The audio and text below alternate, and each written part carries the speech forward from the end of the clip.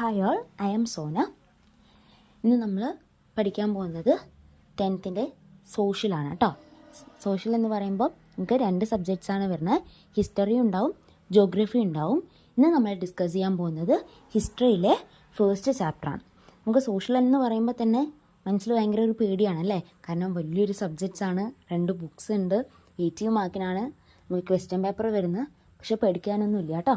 അന്നാളുള്ളത് നന്നാൾ പഠിച്ചു പോവുകയാണെങ്കിൽ വളരെ ഈസി ആയിട്ട് നമുക്ക് ഇതിൽ A+ ഫുൾ മാർക്സൊക്കെ സ്കോർ ചെയ്യാൻ പറ്റുന്ന ഒരു സബ്ജക്റ്റ് കൂടിയാണ്. നമ്മൾ എന്ത് ചെയ്യുക, ഏതൊരു സബ്ജക്റ്റിനെയും ഇഷ്ടപ്പെട്ടുകൊണ്ട് പഠിക്കുകയാണെങ്കിൽ നമുക്കതിൽ ഫുൾ മാർക്ക് തന്നെ എടുക്കാൻ പറ്റും കേട്ടോ. അപ്പോൾ എല്ലാവരും എന്ത് ചെയ്യണം, ഇപ്പോൾ ടീച്ചർ ക്ലാസ് ഇട്ടുകയെന്ന് വെച്ചാൽ അന്നേ തന്നെ ആ ക്ലാസ് കേൾക്കുക. ഒപ്പം അതിനോടൊപ്പം തന്നെ എന്ത് ചെയ്യണം, പഠിച്ചും കൂടെ പോവുകയാണെങ്കിൽ നമുക്ക് നല്ല രീതിയിൽ മാർക്ക് സ്കോർ ചെയ്യാൻ പറ്റും കേട്ടല്ലോ. അപ്പോൾ നമ്മൾ ഹിസ്റ്ററിയുടെ ഫസ്റ്റ് ചാപ്റ്ററാണ് revolutions that influence the world എന്ന് പറഞ്ഞാൽ എന്താ, ലോകത്തെ സ്വാധീനിച്ച വിപ്ലവങ്ങൾ എന്നുള്ളതാണ്.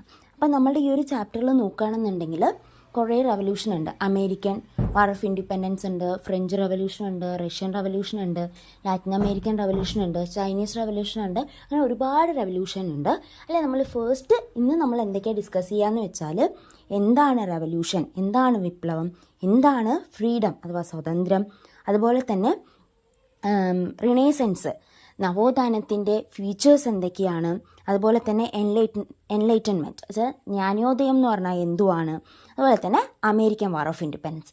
ഇത്രയും കാര്യമായിരിക്കും ഇന്നത്തെ ക്ലാസ്സിൽ നമ്മൾ ഡിസ്കസ് ചെയ്യാൻ പോകണം കേട്ടോ.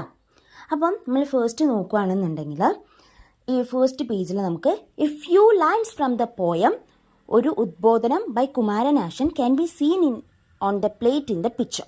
അപ്പോൾ നമുക്ക് ബുക്കിൽ നോക്കുകയാണെന്നുണ്ടെങ്കിൽ നമുക്ക് എന്തുണ്ട് കാണാൻ പറ്റും, കുമാരനാശാൻ്റെ ഒരു ഉദ്ബോധനം എന്ന് പറയുന്ന കവിതയിൽ കുറച്ച് വരികൾ നമുക്ക് അവിടെ ഒരു പ്ലേറ്റിലായിട്ട് തന്നിട്ടുണ്ട് അല്ലേ.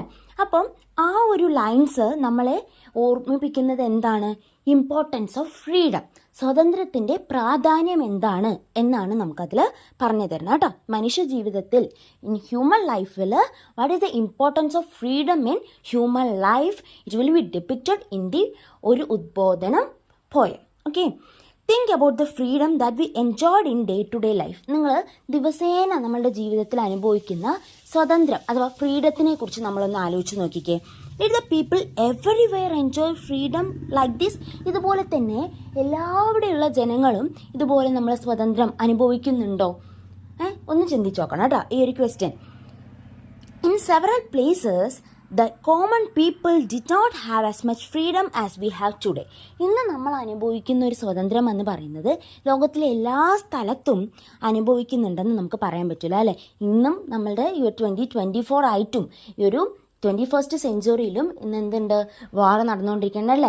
പാലസ്തീൻ വാർ, റഷ്യ യുക്രൈൻ വാർ, അങ്ങനെയുള്ള പല വാർസും നമ്മൾ ഇന്നും കണ്ടുകൊണ്ടിരിക്കുന്ന, പാലസ്തീൻ ഇസ്രായേൽ വാറൊക്കെ കണ്ടുകൊണ്ടിരിക്കുന്നത് അല്ലേ. അപ്പോൾ അവിടെ ഇപ്പോൾ ഫ്രീഡം ഉണ്ടായതുകൊണ്ടാണ് അവിടെ വാർ നടക്കുന്നത്? അല്ല, അവിടെ ഇന്നും ആളുകൾക്ക് പലർക്കും എന്തില്ല, സ്വാതന്ത്ര്യം ലഭിച്ചിട്ടില്ല എന്നുള്ളതാണ്. ഇന്നും അവർ ഭയന്നുകൊണ്ടാണ് ജീവിക്കുന്നത് അല്ലേ. പക്ഷെ നമ്മുടെ ഇന്ത്യ നോക്കുമ്പോൾ എങ്ങനെയാണ്, നമ്മൾ ഭയങ്കര ഫ്രീ ആണ്. നമുക്ക് എന്തും സംസാരിക്കാനാണെങ്കിലും ഒപ്പീനിയൻസ് പറയാനാണെങ്കിലും ഡിസൈഡ് ചെയ്യാനാണെങ്കിലും എല്ലാത്തിനും നമുക്ക് എന്തുണ്ട്, ഫ്രീഡം ഉണ്ട് എന്നുള്ളതാണ് പറയുന്നത്. The people who deprived of freedom had to fight for it. അപ്പോൾ ആളുകൾക്ക് സ്വാതന്ത്ര്യം ലഭിക്കണമെങ്കിൽ അതിനുവേണ്ടി നമ്മൾ പോരാടണം എന്നാണ് പറയുന്നത്. അപ്പോൾ ഒരു ഫ്രീഡം എന്ന് പറയുന്നത്, ഇപ്പോൾ ആ സ്ലൈഡിൽ കാണുന്നുണ്ടാവും, ഫ്രീഡം എന്ന് പറയുന്നത് by armed rebellion, by peaceful means. Freedom 2 തരത്തിൽ നമുക്ക് അച്ചീവ് ചെയ്യാൻ പറ്റും. ഒന്നെന്ന് പറയുന്നത് ഒരു ആംഡ് റിബല്യൻ, വലിയ വലിയ വാഴ്സിലൂടെയും ന്യൂക്ലിയർ വെപ്പൺസ് അങ്ങനെയുള്ള വലിയ വലിയ യുദ്ധങ്ങളിലൂടെയും നമുക്ക് ഫ്രീഡം എടുക്കാനായിട്ട് പറ്റും. അതുപോലെ തന്നെ രണ്ടാമത് പീസ്ഫുൾ മീൻസ്, വളരെ സമാധാനപരമായിട്ടും നമുക്ക് എന്ത് ചെയ്യാൻ പറ്റും, സ്വാതന്ത്ര്യം എന്ന് പറയുന്ന ഒരു സാധനം നമുക്ക് നേടിയെടുക്കാനായിട്ട് പറ്റും എന്നുള്ളതാണ് പറയുന്നത് കേട്ടോ. അതുപോലെ തന്നെ all this struggle tried to change the system that denied freedom and rights and to establish a new one. ഈ എല്ലാ സ്ട്രഗിൾസും നോക്കുകയാണെന്നുണ്ടെങ്കിൽ അവരെന്താ ചെയ്യുന്നതെന്ന് വെച്ചാൽ, ഇപ്പോൾ അവകാശങ്ങളോ സ്വാതന്ത്ര്യമോ നിഷേധിക്കപ്പെട്ടിട്ടുള്ള ഒരു സൊസൈറ്റിയിൽ ഒരു മാറ്റം കൊണ്ടുവരിക, അവർക്ക് പുതിയ രീതിയിലൊരു സമൂഹം ഉണ്ടാക്കി കൊടുക്കാൻ വേണ്ടിയിട്ടാണ് പല വിപ്ലവങ്ങളും പല സ്ട്രഗിൾസും എല്ലാം നടക്കുന്നേ എന്നാണ് പറയുന്നത്. therefore they are known as revolutions. അതുകൊണ്ടാണ് അതിനെ നമ്മൾ വിപ്ലവങ്ങൾ എന്ന് പറയുന്നത്, റെവല്യൂഷൻസ് എന്ന് പറയുന്നതെന്നാണ് പറയുന്നത്. The major factors that stimulated earlier revolution was the Renaissance. വെച്ചാൽ മുന്നത്തെ റവല്യൂഷനുകളിൽ നമ്മളുടെ പ്രധാനപ്പെട്ടൊരു ഫാക്ടർ എന്ന് പറയുന്നത് എന്താണ്? റിനേസൻസ് തന്നെയാണ് കേട്ടോ. റിനേസൻസ് എന്ന് പറയുന്ന ഒരു സാധനം തന്നെയാണ്. Do you remember the renaissance discussed in the previous classes? കഴിഞ്ഞ ക്ലാസ്സുകളിലൊക്കെ നമ്മൾ 9th 8th നമ്മൾ റിനേസൻസിനെ കുറിച്ച് ചർച്ച ചെയ്തത് ഓർമ്മയുണ്ടോ എന്നാണ് ചോദിക്കണം കേട്ടോ. അതുപോലെ തന്നെ renaissance made significant changes in human thoughts. അതുപോലെ തന്നെ മനുഷ്യരുടെ ചിന്താഗതികളിൽ ഈ റിനേസൻസ് എന്ന് പറയുന്നത് എന്ത് ചെയ്തിട്ടുണ്ട്? വലിയൊരു മാറ്റം കൊണ്ടുവന്നിട്ടുണ്ട്. മനുഷ്യരുടെ ചിന്താഗതികളിലും മനുഷ്യരുടെ ജീവിതത്തിലും മനുഷ്യരുടെ കാഴ്ചപ്പാടിലും എല്ലാം ഈ ഒരു റിനേസൻസ് വലിയൊരു പ്രാധാന്യം കൊണ്ടുവന്നിട്ടുണ്ട് എന്നുള്ളതാണ് പറയുന്നത്. അപ്പോൾ എന്തൊക്കെയാണ് അതിൻ്റെ റിനേസൻസിൻ്റെ ഒരു ഫീച്ചേഴ്സ് എന്ന് ചോദിച്ചു വെച്ചാൽ, ഒന്നെന്ന് പറയുന്നത് ഹ്യൂമാനിസം, ഒരു മനുഷ്യത്വം എന്ന് പറയുന്നതാണ്. രണ്ടാമത് ഒരു സയൻറ്റിഫിക് അവയർനെസ്, ശാസ്ത്രീയപരമായിട്ടുള്ളൊരു ബോധം കൊണ്ടുവന്നു. ഗ്രോത്ത് ഓഫ് ലിറ്ററേച്ചർ, ചില സാഹിത്യപരമായിട്ടുള്ള ഒരു വളർച്ച കൊണ്ടുവന്നു. റാഷണൽ തിങ്കിങ് വെച്ചാൽ നമ്മൾ ചിന്തിക്കുന്ന രീതിയിൽ വലിയൊരു മാറ്റം കൊണ്ടുവന്നു. സ്പിരിറ്റ് ഓഫ് ക്രിറ്റിസിസം, നമ്മൾക്ക് കിട്ടുന്ന എന്തെങ്കിലും ഒരു കാര്യം നമ്മളതിനെ ക്രിട്ടിസൈസ് ചെയ്യാനായിട്ട് തുടങ്ങി. കാരണം ഇതിൽ തെറ്റുണ്ടെന്നുണ്ടെങ്കിൽ നമ്മളത് അതിൻ്റെ ഒരു ക്രിട്ടിസൈസേഷൻ നമ്മൾ ചെയ്യാനായിട്ട് തുടങ്ങി. സ്പിരിറ്റ് ഓഫ് ഇൻക്വയറി, നമ്മൾ കൂടുതലായിട്ട് ഇതിനെക്കുറിച്ച് നമ്മൾ ചിന്തിക്കാനും അറിയാനുമായിട്ട് ശ്രമിക്കാൻ തുടങ്ങി. ഇതൊക്കെയാണ് ഈ ഒരു റിനേസൻസിൻ്റെ ഒരു ഫീച്ചേഴ്സ് എന്ന് പറയണം കേട്ടോ. പിന്നെ these novel ideas motivated people to question irrational beliefs and tradition. അപ്പോൾ ഇങ്ങനെയുള്ള ഐഡിയാസ് ആളുകളെ എന്ത് ചെയ്തു എന്നാണ് പറയുന്നത്? അവരുടെ വേണ്ടാത്ത കുറേ വിശ്വാസങ്ങളെയും ട്രഡീഷനെയൊക്കെ ചോദ്യം ചെയ്യാനായിട്ട് അവരെ സഹായിച്ചു. ഇങ്ങനെയുള്ള ഈ ഒരു ജ്ഞാനോദയം ആയിക്കോട്ടെ, അതുപോലെ തന്നെ റിനേസൻസ് ആയിക്കോട്ടെ, ഇതെല്ലാം നമുക്ക് എന്ത് ചെയ്തു? ആളുകൾക്ക് പുതിയൊരു ബോധം ഉണ്ടാക്കി കൊടുക്കുകയും അവരുടെ വേണ്ടാത്ത രീതിയിലുള്ള വിശ്വാസങ്ങളെയും ട്രഡീഷൻസിനെയൊക്കെ ക്വസ്റ്റ്യൻ ചെയ്യാനായിട്ട് തുടങ്ങി എന്നുള്ളതാണ് പറയുന്നത്. The progress in the field of science brought about the renaissance gave birth to the enlightenment in the 18th century. അങ്ങനെ ഈ ഒരു റിനേസൻസ്, ഈ ഒരു ശാസ്ത്രപരമായ രീതിയിലുള്ള ഫീൽഡിൽ വന്നിട്ടുള്ള ഒരു മാറ്റം, റിനേസൻസ് അതാണ് മാറ്റം എന്ന് പറയുന്നത്. എന്താണ്? റിനേസൻസ് ആണ്. അത് പുതിയൊരു ഇതിന് ബേർത്ത് കൊടുക്കുകയാണ്. അത് എന്താണ്? എൻലൈറ്റൻമെൻറ്റ് എന്ന് പറയുന്ന ജ്ഞാനോദയത്തിന് ഒരു പിറവി നൽകുകയാണ് ചെയ്തിട്ടുണ്ടായിരുന്നത്. എന്ത്? റിനേസൻസ് എന്ന് പറയുന്ന ഒരു സാധനം ജ്ഞാനോദയത്തിന് പിറവി നൽകുകയാണ് ചെയ്തത്. അപ്പം എന്താണ് എൻലൈറ്റൻമെൻറ്റ് എന്ന് പറഞ്ഞു വെച്ചാൽ, ഒരു റാഷണൽ തിങ്കിങ് വെച്ചാൽ ചിന്താപരമായ രീതിയിൽ വലിയൊരു മാറ്റം കൊണ്ടുവന്നു. പിന്നെ റിനേസൻസ് കൊണ്ടുവന്നു. അതുപോലെ തന്നെ പ്രോഗ്രസ് ഇൻ സയൻസ്, ശാസ്ത്രീയപരമായ രീതിയിലുള്ള ഒരു പ്രോഗ്രസ്, ഡെവലപ്മെൻറ്റ് കൊണ്ടുവന്നു. അതുപോലെ തന്നെ അങ്ങനെയാണ് ഇതൊരു എൻലൈറ്റൻമെൻറ്റിലോട്ട് എത്തിക്കുന്നതെന്നാണ് പറയുന്നത് കേട്ടോ. Thinkers of the movement propagated the ideas like freedom, democracy, nationalism and equality. അപ്പോൾ ഈ ഒരു ജ്ഞാനോദയത്തിൻ്റെ ഐഡിയാസ് എന്ന് പറയുന്നത് ഏതൊക്കെയായിരിക്കും? ഡെമോക്രസി, ജനാധിപത്യം, ഇക്വാലിറ്റി, സമത്വം, ഫ്രീഡം, സ്വതന്ത്രം, നാഷണാലിസം, ദേശീയത, ഈ 4 ചിന്താഗതികൾക്കാണ് ജ്ഞാനോദയം പിറവി നൽകിയത് എന്നാണ് പറയുന്നത് കേട്ടോ. It encourage the people in different parts of the world to protest against the autocratic system prevailing then. അതിൽ എന്താ പറയുന്നത്? അപ്പോൾ ഈ ഒരു എൻലൈറ്റൻമെൻറ്റ് എന്ത് ചെയ്തു എന്നാണ് പറയുന്നത്? ആളുകളെ ഒരു ഉത്സാഹം കൊണ്ടുവരികയാണ്. അവരോട് ലോകത്തിലുള്ള പല ഇതിലുള്ളവരോട് ഈ ഒരു ഓട്ടോക്രാറ്റിക് സിസ്റ്റം എന്ന് പറഞ്ഞാൽ രാജാവ് ഭരിക്കുന്ന ഒരു സിസ്റ്റം ഉണ്ടാവുമല്ലോ, ആ ഒരു ഭരണരീതിക്ക് എതിരെ പോരാടാൻ വേണ്ടിയിട്ടുള്ള ഒരു എൻകറേജ്മെൻറ്റ്, ഒരു ഉത്സാഹം ആളുകളിലോട്ട് കൊണ്ടുവരികയാണ് ചെയ്തത്. These protest developed in to the revolution in many places. അങ്ങനെ ഈ ഒരു പ്രൊട്ടസ്റ്റ് എന്ത് ചെയ്തു എന്നാണ് പറയുന്നത്? ലോകത്തിലെ പല സ്ഥലങ്ങളിലും ഒരു വിപ്ലവങ്ങൾ സൃഷ്ടിക്കാനായിട്ട് സഹായിച്ചു. അപ്പോൾ ഏതൊക്കെ വിപ്ലവങ്ങളാണ്, അതിൻ്റെ ഫലങ്ങൾ എന്തൊക്കെയാണെന്നുള്ളതാണ് പറയുന്നത്.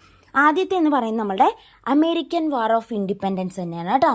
അമേരിക്കൻ സ്വതന്ത്ര സമരം എന്നുള്ളതാണ്. അപ്പോൾ ടീച്ചർ ചെറിയൊരു മാപ്പൊക്കെ കൊടുത്തിട്ടുണ്ട്. കൊളംബസിൻ്റെ 1492 കൊളംബസിൻ്റെ ഒരു റൂട്ട് നമ്മളുടെ ഇന്ത്യയിലോട്ട് വരാൻ വേണ്ടിയിട്ടുള്ള ഒരു ഏഷ്യയിലോട്ട് വരാനുള്ള ആ ഒരു റൂട്ടൊക്കെ ടീച്ചർ ജസ്റ്റ് ഒന്ന് നിങ്ങൾക്ക് അറിയാൻ വേണ്ടിയിട്ടാണ് കേട്ടോ. പിന്നെ ജെയിംസ് ഒട്ടീസ് എന്ന് പറയുന്ന ഒരു വ്യക്തി February 5th 1725 ബോൺ ചെയ്തു.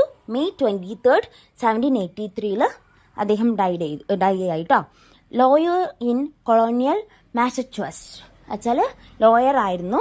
Taxation without representation is tyranny വെച്ചാൽ ടാക്സേഷൻ വിതൗട്ട് റെപ്രസെൻറ്റേഷൻ, ടാക്സേഷൻ ഇല്ലാതെ ഒരു റെപ്രസെൻറ്റേഷൻ കൊടുക്കുക എന്നുള്ളത് ഒരു ടിറണി ആയിട്ടാണ് അദ്ദേഹം പറഞ്ഞിട്ടുണ്ടായിരുന്നതെന്നാണ് പറയുന്നത്. നോ ടാക്സേഷൻ വിതൗട്ട് റെപ്രസെൻറ്റേഷൻ, അതാണ് നമുക്ക് ആദ്യത്തെ ഒരു ബോക്സിൽ കൊടുത്തിരിക്കുന്നത്. അല്ല എന്താ പറയുന്നത്, ടാക്സ് നമ്മൾ നികുതി അടച്ചില്ലെങ്കിൽ നമുക്ക് എന്തില്ല, അവിടെ ഒരു റെപ്രസെൻറ്റേഷൻ അല്ലെങ്കിൽ നമുക്ക് ഒരു ഇതിലും പങ്കാളിത്തം വഹിക്കാനുള്ള അർഹതയില്ല എന്നുള്ളതാണ് പറയുന്നത്. This was a slogan that thundered along different parts of the North America in the second half of the 18th century. 18ാം നൂറ്റാണ്ടിൻ്റെ ഒരു പാതിയോടുകൂടി ഈ ഒരു സ്ലോഗൻ എന്ത് പറയാണ്, നമ്മുടെ നോർത്ത് അമേരിക്കയിലെ പല ഭാഗങ്ങളിലും ഒരു ഇടിമുഴക്കമായിട്ട് വരികയാണ് ചെയ്തിട്ടുണ്ടായിരുന്നത്. What did people demand through the slogan? ഈ ശ്ലോകത്തിലൂടെ എന്താണ് ആളുകൾ ഡിമാൻഡ് ചെയ്ത്, അവർക്ക് എന്തൊരു ആവശ്യമാണ് അവർ പറയുന്നതെന്നാണ് പറയുന്നത് James Otis. Representation in government, അവർക്ക് എന്ത് വേണം, ഗവൺമെൻറ്റിൽ റെപ്രസെൻറ്റേഷൻ വേണം, ആളുകൾക്ക് ഗവൺമെൻറ്റിൽ അവർക്കൊരു പ്രാതിനിധ്യം കൊടുക്കണം എന്നുള്ളതാണ്. അതുപോലെ തന്നെ it is anti people if no representation, no taxation without representation. ഇതിൽ പറയുന്നത് ഇത്രയേ ഉള്ളൂ, ആളുകൾക്ക് ഗവൺമെൻറ്റിൽ റെപ്രസെൻറ്റേഷൻ കൊടുക്കുക എന്നുള്ളത് തന്നെ പറയുന്നത് കേട്ടോ.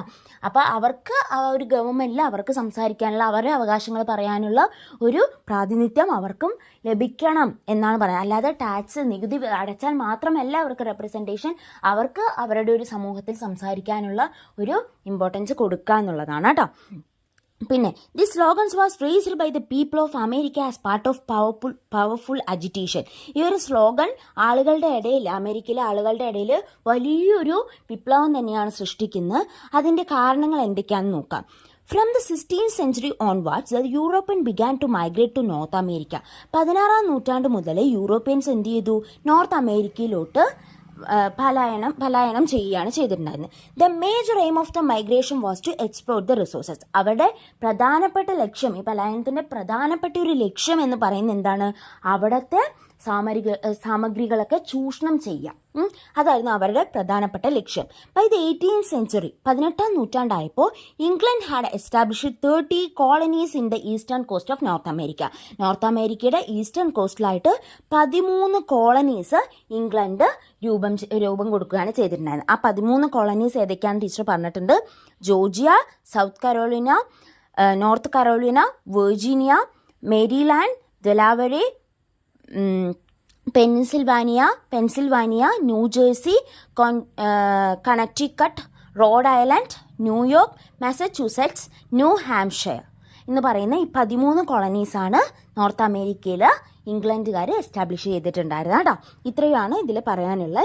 ഇനി അടുത്തൊരു ഇതിൽ നോക്കുകയാണെങ്കിൽ, the British treated the American colonies as a centre for collecting raw materials for their industry and as a market for selling their products. അങ്ങനെ ബ്രിട്ടീഷുകാർ ഈ ഒരു അമേരിക്കൻ കോളനീസിനെ എന്തായിട്ടായിരുന്നു കൺസിഡർ ചെയ്ത്, അവരുടെ സാമഗ്രികൾ കളക്ട് ചെയ്യുന്ന ഒരു പ്രദേശമായിട്ട്, അവരുടെ ഇൻഡസ്ട്രീസ്, അവരുടെ വ്യവസായത്തിന് വേണ്ടിയിട്ടുള്ള സാമഗ്രികളൊക്കെ ശേഖരിക്കുന്ന ഒരു സ്ഥലമായിട്ട് നോർത്ത് അമേരിക്കയെ കണ്ടു.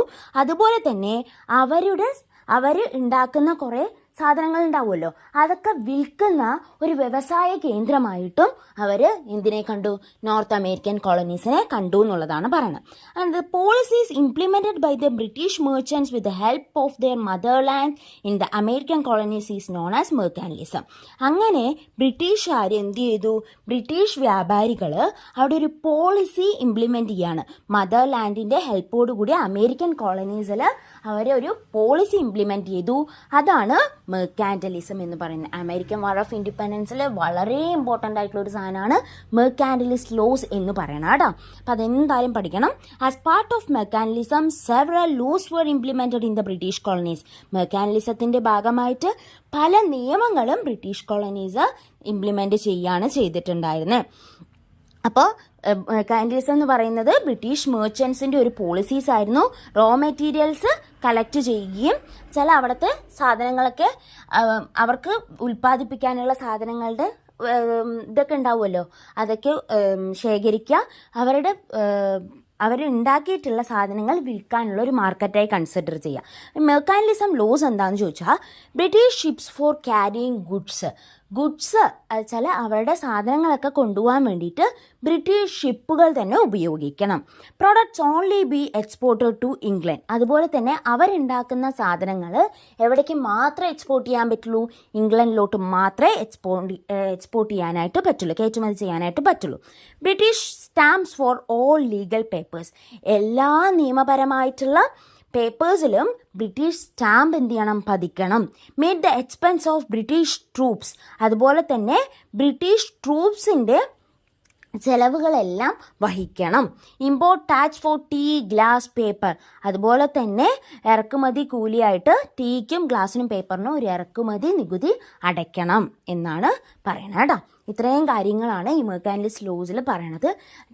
നമ്മൾ ബുക്കിൽ ഇത്തിരി വലുതായിട്ട് അത് കൊടുത്തിട്ടുണ്ട്, അതിനെ ഷോർട്ട് ചെയ്ത് അതിന് ഇമ്പോർട്ടൻ്റ് ആയിട്ടുള്ള കാര്യങ്ങളാണ് കൊടുത്തിരിക്കുന്നത്. പക്ഷെ നിങ്ങൾ ബുക്കും കൂടെ എന്ത് ചെയ്യണം? ഇതിനോടൊപ്പം ഇരുന്ന് വായിക്കണം കേട്ടോ. അടുത്തതാണ് നമ്മുടെ ഒരു ബോസ്റ്റൺ ടീ പാർട്ടി. ഈ ബോസ്റ്റൺ ടീ പാർട്ടി എന്ന് പറയുന്നത് ടീയുടെ മേലെ വലിയൊരു നികുതി ചുമത്തിയൊരിതാണ്. 16 ഡിസംബർ 1773 ഇത് സംഭവിച്ചിട്ടുണ്ടായിരുന്നത്. Through 342 chest of tea into sea. അങ്ങനെ ഇതിൻ്റെ ഒരു ഭാഗമായിട്ട് 342 കെട്ട് ചായ ഈ ബോട്ട്സ് കണ്ടെറിയുന്നത്, ആ ഒരു ബോട്ട്സോളം ടീകൾ എന്ത് ചെയ്യാണ്? കടലിലോട്ട് വലിച്ചെറിയാണ് ചെയ്തത്. ബോസ്റ്റൺ ഹാർബറിലാണ് ഇത് നടക്കുന്നത് കേട്ടോ. ഇതിനെയാണ് ബോസ്റ്റൺ ടീ പാർട്ടി എന്ന് പറയുന്നത്. ചിലപ്പോൾ നിങ്ങൾക്ക് ഒരു 1 or 2 മാർക്സിന് വരുന്നൊരു കുഞ്ഞു ക്വസ്റ്റ്യൻസ് ആയിരിക്കും. ജസ്റ്റ് അതുകൊണ്ട് സ്കിപ്പ് ചെയ്യരുത്, വായിച്ചു നോക്കണം കേട്ടോ. How did the laws implemented by British affected the peoples of the colonies? ഈ ലോസ് ബ്രിട്ടീഷുകാർ ഇംപ്ലിമെൻറ്റ് ചെയ്തപ്പോൾ ആ കോളനിയിലുള്ള ജനങ്ങളെ എങ്ങനെയാണ് അത് എഫക്റ്റ് ചെയ്തിട്ടുണ്ടായിരുന്നത് എന്നാണ് ചോദിക്കണം. ആ ക്വസ്റ്റ്യൻ ആൻസർ എഴുതണം കേട്ടോ.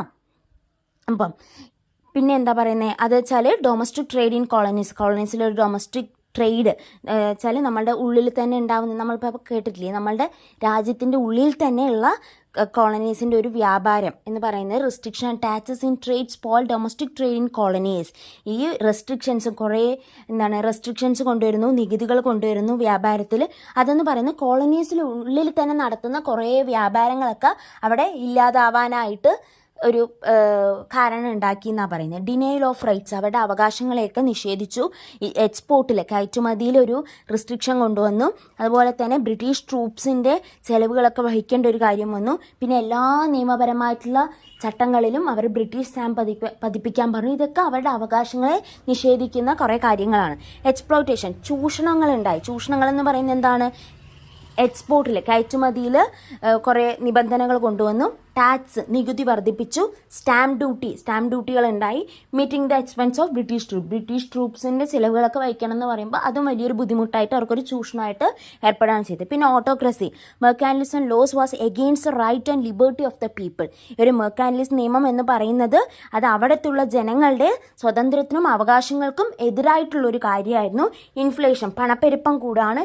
ഇൻക്രീസ് ഇൻ ടാക്സ്, നികുതി ഒരുപാട് അടയ്ക്കേണ്ടി വന്നു. സ്റ്റാമ്പ് ഡ്യൂട്ടി, കാരണം ഇങ്ങനെ ഓരോന്നിനും സ്റ്റാമ്പ് ചെയ്യാന്ന് പറയുമ്പോൾ അതിൻ്റെതായ ഡ്യൂട്ടി ചാർജ് കാര്യങ്ങളൊക്കെ വരുന്നതായിട്ടാണ്. ഇപ്പം നമ്മളാണെങ്കിലും ഒരു പോസ്റ്റിൽ അയക്കുമ്പോൾ നമ്മളൊരു സ്റ്റാമ്പ് ഒരു 2 രൂപയാണെങ്കിൽ 5 രൂപയാണെങ്കിൽ നമ്മൾ സ്റ്റാമ്പ് വാങ്ങിച്ചിട്ടാണ് ഒട്ടിച്ച് കൊടുക്കുക. അപ്പോൾ അതിൻ്റേതായ സ്റ്റാമ്പ് ഡ്യൂട്ടി, എല്ലാത്തിനും സ്റ്റാമ്പ് ഒട്ടിക്കുമ്പോൾ അതിൻ്റേതായ സ്റ്റാമ്പ് ഡ്യൂട്ടി നമ്മൾ പേ ചെയ്യേണ്ടി വരും.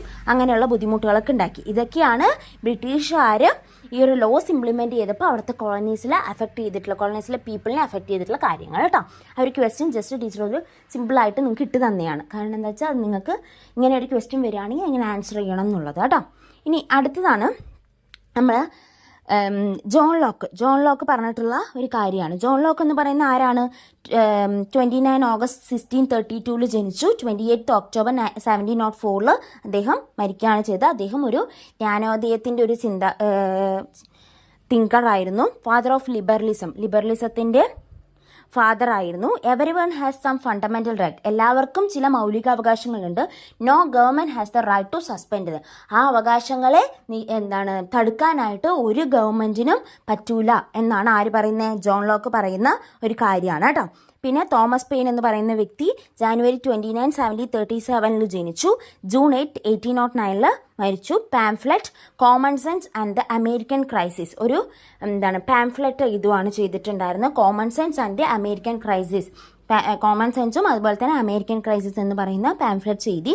There is something absurd in supposing a continent be perpetually governed by a foreign power. വെച്ചാൽ ഇപ്പോൾ ഒരു കോണ്ടിനെൻറ്റ്, ഒരു ഫോറിൻ പവർ ഒരു നോർത്ത് അമേരിക്ക ഒരു കോളനിയാക്കി മാറ്റി ഭരിക്കുന്നുണ്ടല്ലോ, ഒരു കോളനിയാക്കി മാറ്റി ഇതാക്കുമ്പോൾ അവിടുത്തെ ഒരു സ്ഥിതി എന്ന് പറയുന്നത് വളരെ മോശകരമായിട്ടുള്ള ഒരു കാര്യമാണ്. കാരണം എന്താണെന്ന് പറയുന്നത്, ഇംഗ്ലണ്ടുകാർ ചൂഷണം ചെയ്ത അമേരിക്കൻ കോളനീസിനെ അമേരിക്കയെ 13 കോളനീസായിട്ട് വീതിക്കുകയാണ് ചെയ്തിട്ടുണ്ടായിരുന്നല്ലേ. അങ്ങനെ ഒരു സ്ഥിതി എന്ന് പറയുന്നത് ഭയങ്കര ബുദ്ധിമുട്ടായിട്ടുള്ള ഒരു കാര്യമാണ് എന്നുള്ളതാണ് പറയുന്നത്. ഇനി അടുത്തതാണ് യുണൈറ്റഡ് സ്റ്റേറ്റ്സ് ഓഫ് അമേരിക്കയുടെ ഒരു രൂപീകരണം എന്ന് പറയുന്നത്. ഇപ്പോൾ നമ്മൾ യുണൈറ്റഡ് സ്റ്റേറ്റ്സ് ഓഫ് അമേരിക്കയിൽ 50 സ്റ്റേറ്റ്സ് ആണ് ഇൻക്ലൂഡ് ചെയ്യുന്നത്. നമുക്ക് ആ സ്റ്റാർസ്, നമ്മളിപ്പോൾ അമേരിക്കയുടെ ഫ്ലാഗ് നോക്കിച്ചാൽ അതിൻ്റെ സൈഡിലായിട്ട് ഒരു ബ്ലൂവിൽ സ്റ്റാർസ് കൊടുത്തിട്ടുണ്ട് അല്ലേ. അതിൽ 50 സ്റ്റാർസാണ് ഉള്ളത്. അതിൽ 50 സ്റ്റേറ്റ്സിനെയാണ് അത് റെപ്രസെൻറ്റ് ചെയ്യണം കേട്ടോ. ഇനി അടുത്തതാണ് നമ്മുടെ ദ എൻറ്റയർ കോണ്ടിനെൻ്റൽ അസംബ്ലീസ് എന്ന് പറയുന്നത് കേട്ടോ. The delegate all the colonies except Georgia met at Philadelphia in 1774 to protest against the policies and rules imposed by England. It is known as the First Continental Congress.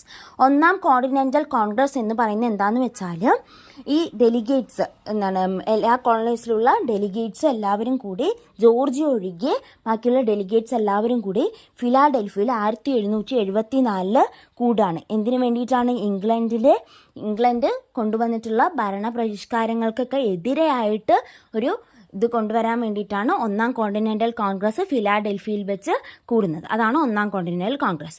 രണ്ടാം continental കോൺഗ്രസും at Philadelphia in 1775 തന്നെയായിരുന്നു George Washington as the commander in chief of the army. ആ ആർമിയുടെ ഒരു commander in chief എന്ന് പറയുന്ന ആരാണ്? George Washington ആണ് കേട്ടോ. അപ്പോൾ ഈ ഒരു ഒന്നാം കോണ്ടിനെൻ്റൽ കോൺഗ്രസ്സിൽ എന്ത് സംഭവിച്ചു എന്ന് വെച്ചാൽ, people of the colony submitted a petition to the king of England. ഇംഗ്ലണ്ടിലെ രാജാവിനെതിരെ ഒരു പെറ്റീഷൻ കൊടുക്കുകയാണ് ചെയ്തിട്ടുണ്ടായിരുന്നത്. അവർ ഡിമാൻഡ് ചെയ്തത് എന്താണെന്ന് വെച്ചാൽ, അവരുടെ ഒരു വ്യവസായത്തിൻ്റെ മേലെ കൊടുത്തിട്ടുള്ള റെഗുലേഷൻസ് എല്ലാം എന്ത് ചെയ്യണം? ഇല്ലാതാക്കണം. അതുപോലെ തന്നെ അവർക്ക് പീപ്പിളിൻ്റെ അപ്രൂവൽ ഇല്ലാതെ അവർക്ക് ടാക്സ് ഇമ്പോസ് ചെയ്യരുത് എന്ന് പറഞ്ഞിട്ടായിരുന്നു അവർ ആ ഒരു പെറ്റീഷനിൽ എഴുതിയിട്ടുണ്ടായിരുന്നത്. പക്ഷേ രാജാവ് എന്ത് ചെയ്തു എന്ന് വെച്ചാൽ, അവർക്കുള്ള മറുപടി അല്ല കൊടുത്തിട്ടുണ്ടായിരുന്നു. ഒരുപാട് മിലിറ്ററി ട്രൂപ്സിനെ അയച്ച് അവരെ സപ്രസ് ചെയ്യുക, അടിച്ചമർത്താനായിട്ട് പറയുകയാണ് ചെയ്തിട്ടുണ്ടായിരുന്നത്. അങ്ങനെ ഈ ഒരു ഇംഗ്ലണ്ടും കോളനീസും തമ്മിൽ ഒരു യുദ്ധം ഉണ്ടാവുകയാണ് ചെയ്യുന്നത് കേട്ടോ. ഇതാണ് ഒന്നാം കോണ്ടിനെൻ്റൽ കോൺഗ്രസ്സിൽ സംഭവിച്ചത്. രണ്ടാം കോണ്ടിനെൻ്റൽ കോൺഗ്രസ് അങ്ങനെ കൂടുന്നു. 1775 ജോർജ് വാഷിങ്ടൺ കമാൻഡർ ഇൻ ചീഫായിട്ട് വരികയാണ് ചെയ്തിട്ടുണ്ടായിരുന്നത് കേട്ടോ. അങ്ങനെ ആ ഒരു ടൈമിലെന്ന് പറയുന്നത് ഒരു പാംഫ്ലെറ്റ് എഴുതിയെന്ന് പറഞ്ഞു അല്ലേ.